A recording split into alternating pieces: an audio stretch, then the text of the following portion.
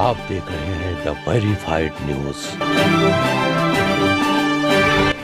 खबर वही जो सत्य है।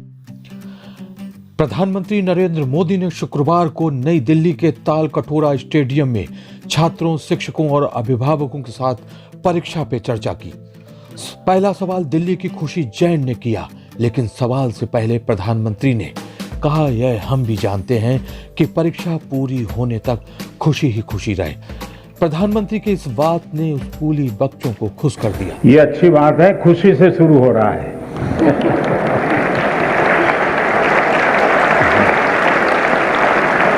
और हम भी चाहते हैं कि परीक्षा पूरी होने तक खुशी ही खुशी रहे।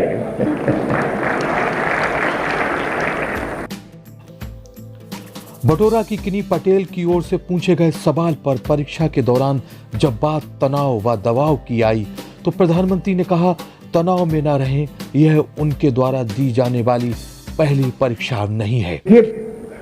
आपके मन में भय क्यों होता है? ये प्रश्न मेरे मन में है। क्या आप पहली बार एग्जाम देने जा रहे हैं? क्या आप में से कोई नहीं है जो पहली बार एग्जाम देने जा रहा है? मतलब कि आपने बहुत सारी एग्जाम दे चुके हैं और अब तो आप प्रकार से एग्जाम के इस दौर से आखिरी छोर की तरफ पहुंच चुके हैं। इतना बड़ा समंदर पार करने के बाद किनारे पर डूबने का डर, ये तो दिमाग में बैठता नहीं है। तो पहली बात है कि आप मन में एक बार तय कर लीजिए कि परीक्षा जीवन का एक सहज हिस्सा है।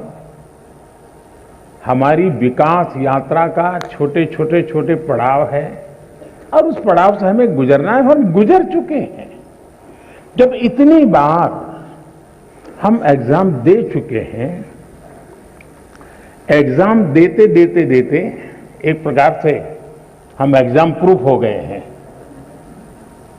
और जब ये विश्वास पैदा हो जाता है तो ये नहीं, आने वाली किसी भी एग्जाम के लिए ये अनुभव अपने आप में आपकी ताकत बन जाते हैं। इसे, आपके इन अनुभव को, जिस प्रक्रिया से आप गुजरे हैं, उसको आप कतई छोटा मत मानिए। दूसरा, ये आपके मन में जो पैनिक होता है, क्या ये तो नहीं है कि प्रिपेयर्डनेस में कमी है?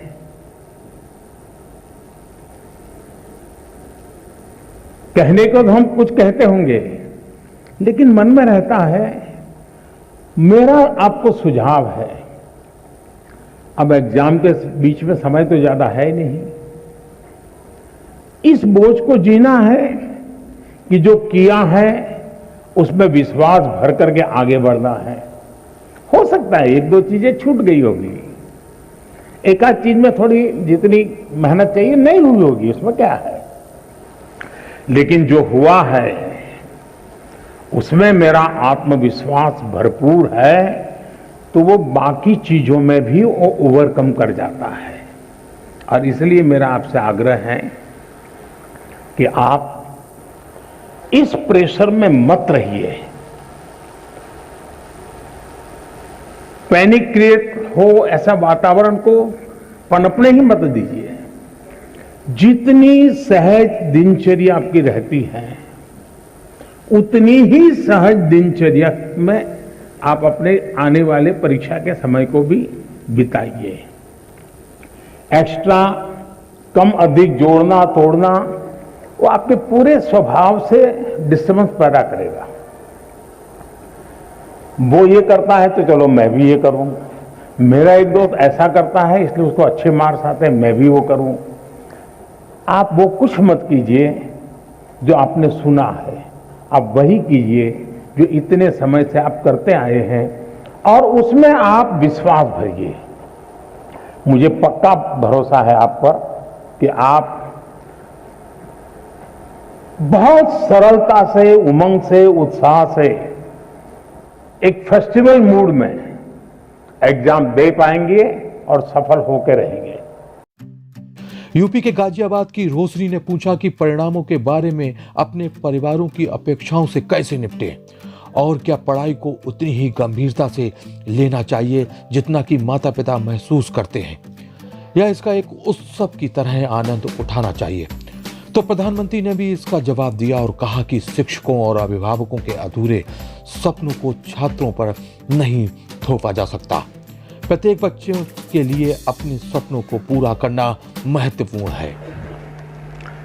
रोशनी, क्या कारण है कि आपने जब ये सवाल पूछा तो सबसे ज्यादा तालियां बजी? क्या कारण है?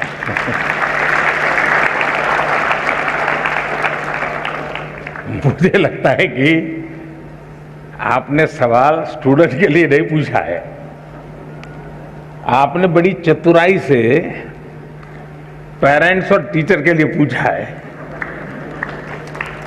और मुझे लगता है कि आप चाहती हैं कि मैं आज यहां से हर एक के पेरेंट्स को और टीचर्स को कुछ यहां से कह दूं ताकि आपके काम आ जाए। इसका मतलब कि आप पर प्रेशर है टीचर का, आप पर प्रेशर है पेरेंट्स का, और इसलिए आपको उलझन है कि मैं मेरे लिए कुछ करूं कि उनके कहने पर करूं। अब उनको समझा नहीं पा रहे हैं और मैं अपना छोड़ नहीं पा रहा हूं, ये आपकी चिंता मैं महसूस कर रहा हूं। मैं सबसे पहले तो पेरेंट्स को और टीचर्स को ये जरूर कहना चाहूंगा कि कृपा करके आप मन में सपने लेकर के जीते हैं, या तो जो सपने आपके खुद के अधूरे रह गए हैं, आप जो करना चाहते थे अपने विद्यार्थी काल में, आप जो अपने जीवन में करना चाहते थे वो नहीं कर पाए, और इसलिए दिन रात आपको लगता है कि बस इसको तो वो बना के रहूंगा।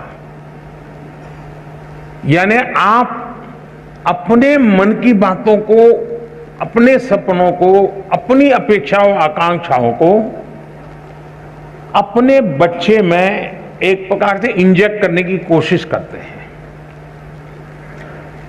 बच्चा आपको रिस्पेक्ट करता है, माँ बाप की बात को बहुत महत्व देता है।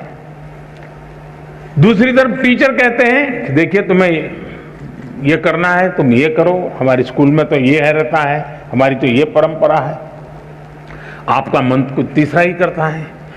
और ज्यादातर हमारे बच्चों के विकास में ये जो कंफ्यूज और कॉन्ट्राडिक्टरी जो प्रभावों के बीच में उसे गुजरना पड़ता है, ये उसके लिए बहुत बड़ी चिंता का विषय होता है। और इसलिए पुराने जमाने में टीचर का परिवार से संपर्क रहता था, परिवार के हर लोग को टीचर जानते थे, और परिवार भी अपने बच्चों के लिए क्या सोचता है उसे टीचर परिचित होते थे। टीचर क्या करते हैं, कैसा करते हैं, वो उससे पेरेंट्स परिचित होते थे। यानी एक प्रकार से शिक्षा, एक चाहे स्कूल में चलती हो, शिक्षा घर में चलती हो, हर कोई एक ही प्लेटफॉर्म पर होता था। और उसके कारण अब क्या हुआ है, बच्चा दिन भर क्या करता है, माँ बाप को समझ नहीं है, जानते नहीं है। टीचर को सिलेबस से लेना देना है, मेरा सिलेबस पूरा हो गया, मेरा काम हो गया, मैंने अच्छी तरह से पढ़ाया, बहुत मेहनत करके पढ़ाते, ऐसा नहीं कि नहीं पढ़ाते, लेकिन उसको लगता है कि मेरी जिम्मेवारी है सिलेबस पूरा करूं, वो मेरा दायित्व है। लेकिन बच्चे का मन कुछ और करता है। और इसलिए जब तक चाहे पेरेंट्स हो या टीचर्स हो या स्कूल का एनवायरनमेंट हो, हम बच्चे के शक्ति और उसकी सीमाएं, उसकी रुचि, उसकी प्रवृत्ति, उसकी अपेक्षा, उसकी आकांक्षा, इन सबको बारीकी से ऑब्जर्व नहीं करते हैं, उसको जानने समझने का प्रयास नहीं करते हैं, और हम उसको धक्का मारते जाते हैं, तो कहीं न कहीं वो लड़खड़ा जाता है। और इसलिए मैं रोशनी के माध्यम से सभी पेरेंट्स को, सभी टीचर्स को कहना चाहूंगा कि आप अपने मन की आशा अपेक्षा के अनुसार अपने बच्चों पर बोझ बढ़ जाए, इससे बचने का प्रयास करें। उनकी और हर बच्चे के पास एक स्ट्रेंथ होती है, हर माँ बाप को स्वीकारना होगा कि आपके तराजू में वो फिट हो या ना हो, लेकिन परमात्मा ने उसको किसी न किसी विशेष ताकत के साथ भेजा है, उसके अंदर कोई सामर्थ्य है। ये आपकी कमी है, ये आपकी कमी है कि आप उसके सामर्थ्य को पहचान नहीं पाते हो। ये आपकी कमी है कि आप उसके सपनों को समझ नहीं पा रहे हो, और इसलिए दूरी वहीं से बन जाती है। और मैं चाहूंगा बच्चों से कि आप प्रेशर के बीच भी, अब ये तो मैं नहीं कहूंगा कि माँ बाप का मत सुनो, मैं ये तो नहीं कहूंगा टीचर की बात मत सुनो, ये तो सलाह ठीक नहीं होगी। सुनना तो है ही है, वो जो कहते हैं उसको समझना है, लेकिन हमें उन चीजों को स्वीकार करना है जो हमारे भीतर बहुत सहज रूप से। आपने देखा होगा धरती भी वैसे तो निर्जीव लगती है, एक बीज बोएंगे तो उसमें से कुछ नहीं निकलता है, लेकिन उसी धरती पर दूसरा बीज बोएंगे तो बहुत कुछ निकल के आता है, बहुत बड़ा वटवृक्ष बन जाता है। दोष धरती का नहीं है, कौन सा बीज बोया है उस पर है। और इसलिए आपको पता है कि कौन सी चीज आप आसानी से एडॉप्ट कर लेते हैं, कौन सी चीज आपको मन के साथ एकदम उसमें आगे बढ़ जाते हैं। आप जी जान से उसमें जीतते जाइए, आपको कभी बोझ महसूस नहीं होगा। और शुरू में शायद रुकावट आएगी, लेकिन बाद में परिवार गर्व करने लग जाएगा। हाँ, हम तो सोचते हैं कि इसमें ये बहुत अच्छा किया, आज तो हमारा नाम रोशन हो गया। 4 लोगों के बीच में बैठते हो तो तारीफ होती है। जो कल तक आपको ताकत को स्वीकार नहीं करते थे, वो आने वाले समय में आप ही के ताकत का गौरवगान करना शुरू कर देंगे। और इसलिए आप हंसते खेलते उमंग के साथ जो मिनिमम रिक्वायरमेंट है उसको पूरा करते हुए, अतिरिक्त जो सामर्थ्य है उससे जोड़ते हुए आगे बढ़ेंगे, आपको बहुत फायदा होगा। प्रधानमंत्री की इन बातों को विद्यार्थियों के साथ अभिभावकों को भी गहराई से आत्मसात करना चाहिए। प्रधानमंत्री का कहना था कि बिना किसी तनाव के उत्सव के मूड में परीक्षा के लिए उपस्थित हों, प्रौद्योगिकी को एक अवसर के रूप में लें, चुनौती के रूप में नहीं। राष्ट्रीय शिक्षा नीति के लिए परामर्श विस्तृत रहा है, इस पर पूरे भारत के लोगों से सलाह ली गई। वही करें जो आपको पसंद हो और तभी आपको अधिकतम परिणाम मिलेगा। आप एक विशेष पीढ़ी के हैं, हाँ स्पर्धा ज्यादा है लेकिन मौके भी ज्यादा हैं। बेटी परिवार की ताकत होती है। जीवन के विभिन्न क्षेत्रों में हमारी नारी शक्ति को उत्कृष्ट प्रदर्शन करते हुए देखने से बेहतर और क्या होगा। दूसरे के गुणों की सराहना करने और उनसे सीखने की क्षमता विकसित करें। 20वीं सदी की शिक्षा प्रणाली और अवधारणा 21वीं सदी के हमारे विकास पथ को निर्धारित नहीं कर सकती, हमें समय के साथ बदलना होगा। शिक्षकों और अभिभावकों के अधूरे सपने को छात्रों पर नहीं थोपा जा सकता। बच्चों के लिए अपने सपनों को पूरा करना महत्वपूर्ण है।